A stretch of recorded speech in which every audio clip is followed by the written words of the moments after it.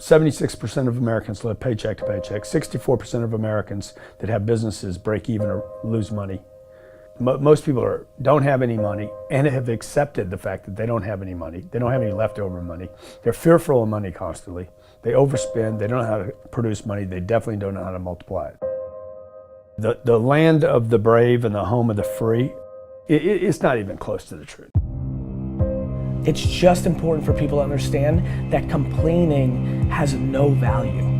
And if you complain about not having enough money, work more.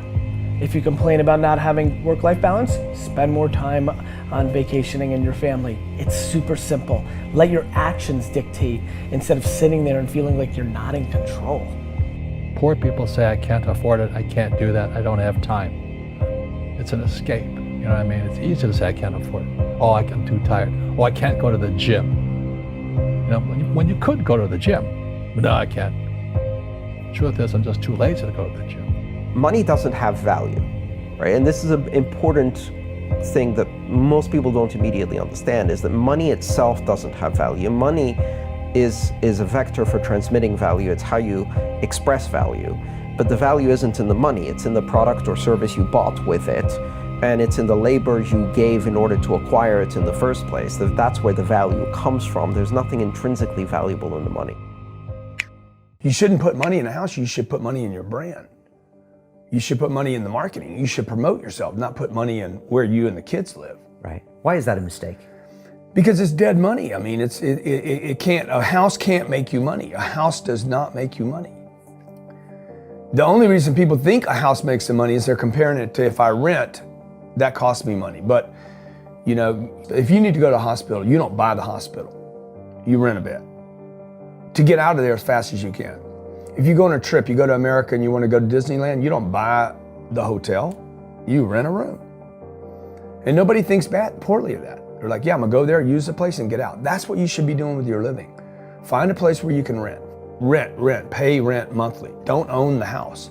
And take all the money that you would have put in that house purchase, down payment, extra money, fixing it up, use all that money to improve your business and yourself so that you can get more money. Right? So I see so many people here like, I'm gonna invest 300,000 pounds in a house to hopefully make $30,000, 30,000 pounds. Right. I'm gonna buy it for 300, maybe I'll sell it for 600,000. I'll double my money. Fixed in one place, by the way, where no money comes to you. Money does not go to homes. Right, and that's a big thing on your career is moving locations. Yeah, I've moved 5 or 6 times. I can move another 4 or 5 times. Because people who stay in the same place get too comfortable. If you study wealthy people, they're mercurial. They're moving, they're mobile. They're not talking, Warren Buffett and Bill Gates do not talk about the home they live in. They talk about the places they're going to. They go meet money, they go meet wealth, they go meet connections. People are stunningly accepting of anything if they actually believe that's the purest form of it.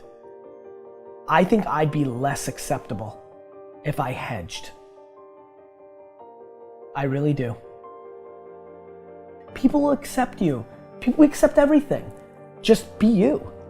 Be you, and clearly people like react. When you're trying to fake something and you've got bad intent, well then that's visceral and we hate.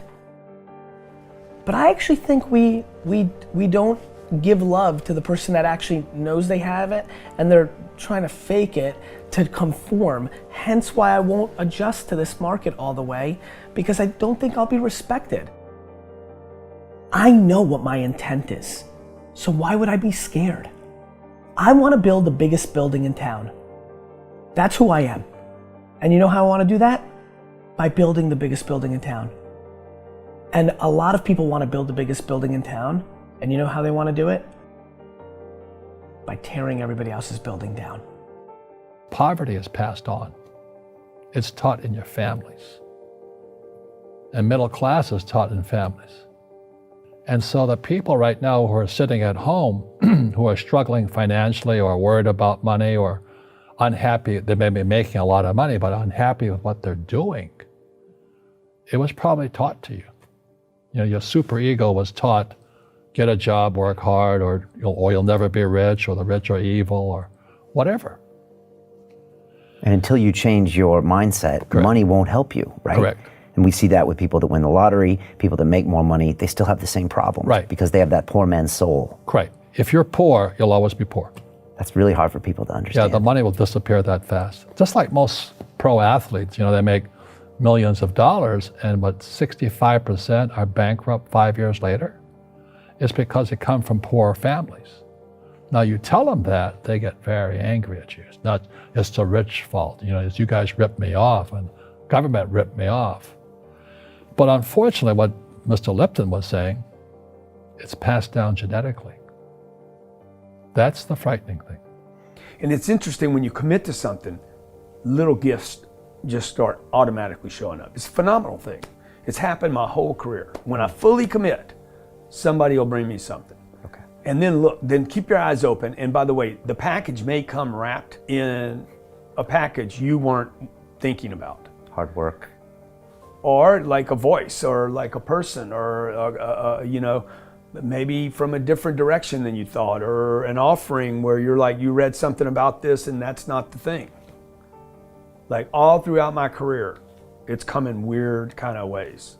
If you ask for help and somebody shows up at the door, maybe invite them in. Okay. Regardless of what the packaging is or what you've heard about it or whatever. That's really been beneficial to me. Okay.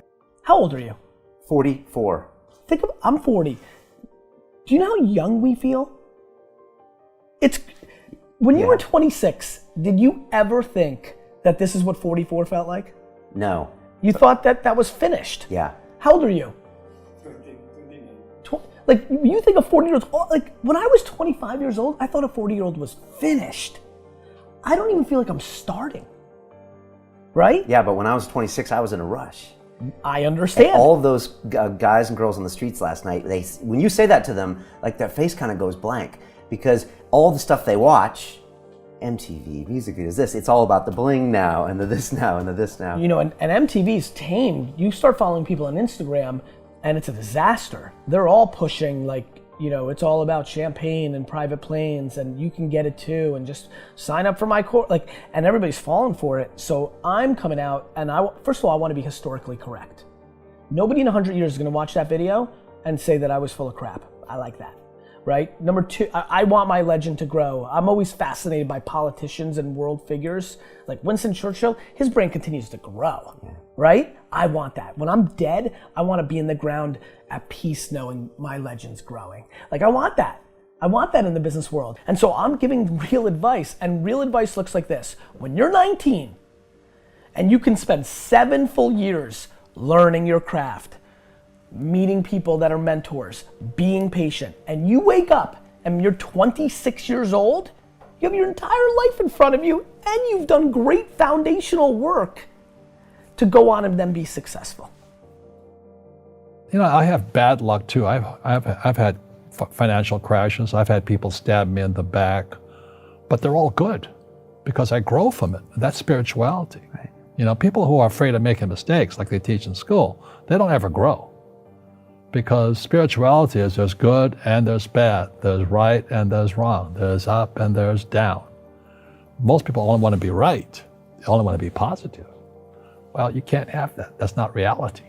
And the average person, the reason they're poor is they haven't failed. They play it so safe, they haven't made any mistakes like they taught in school. That means they don't learn anything. That's why the school system's actually fundamentally corrupt. It's anti-education.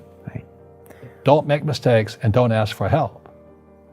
And if I didn't ask for help, I have my accountants, my attorneys, my bankers and all that. I go into business like a rugby team. Boom, boom, and we kick butt. But the average guy is standing there, I'm an A student, I'm going to do this all on myself, and a bunch of rugby players run you over, and you go, well, they're not playing fair. You're playing stupid. You should have a team. You should have accountants, attorneys, and bankers and all that stuff. But that's not the game I want to play. I said, then don't play the game. The game of business is played with accountants, attorneys, bankers, hate to say it, politicians. You got to know the game. I don't want to hustle. I want to prosper. I don't want to grind. I want to create a machine that monetizes. I'm not shameful of money. I want money. I want a lot of money. I want to give money away. I want to raise a lot of money. And you can't do that if you're broke.